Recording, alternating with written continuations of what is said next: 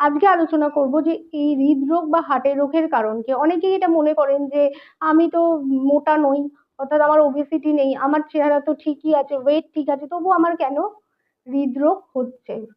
তার মেন কারণ দুটি। একটি হলো অতিরিক্ত তেলযুক্ত খাবার খাওয়া, আর ২ নম্বর হলো স্ট্রেস, পর্যাপ্ত ঘুম না হওয়া।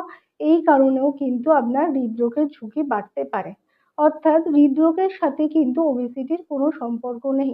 হ্যাঁ, অবশ্যই যে সমস্ত পার্সন ওবেস বা অতিরিক্ত মাত্রাতিরিক্ত ওজন, তাদের ক্ষেত্রে হৃদরোগের ঝুঁকি থাকে, কিন্তু ওজন নিয়ন্ত্রণে থাকলেও কিন্তু আপনার অতিরিক্ত স্ট্রেস, পর্যাপ্ত ঘুম না হওয়া, অতিরিক্ত মোবাইল ব্যবহার করা এবং ধূমপান করা, অ্যালকোহল পান করা, তাছাড়া অতিরিক্ত বাইরের খাবার খাওয়া, অর্থাৎ যেটাকে আমরা ফাস্ট ফুড বলি, যেটা প্যাকেটজাত খাবার খাওয়া, অতিরিক্ত তৈলাক্ত খাবার খাওয়া, মিষ্টি জাতীয় খাবার খাওয়া, এইগুলো থেকে কিন্তু হৃদরোগের ঝুঁকি বাড়তে পারে।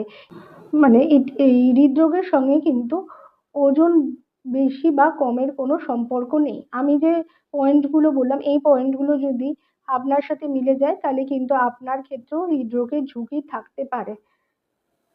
এই ধরনের হেলথ টিপস পাওয়ার জন্য চ্যানেলটিকে তাড়াতাড়ি সাবস্ক্রাইব করুন। ভিডিওটি ভালো লাগলে লাইক করবেন এবং কিছু জানার থাকলে আপনি কমেন্ট করবেন। আমাদের এখানে কিন্তু যে কোনো রোগ naturally diet, reiki, yoga, healing এর মাধ্যমে সারানো হয় এবং অনলাইন এবং অফলাইনে ডায়েট চার্ট দেওয়া হয় আপনার স্বাস্থ্য অনুযায়ী।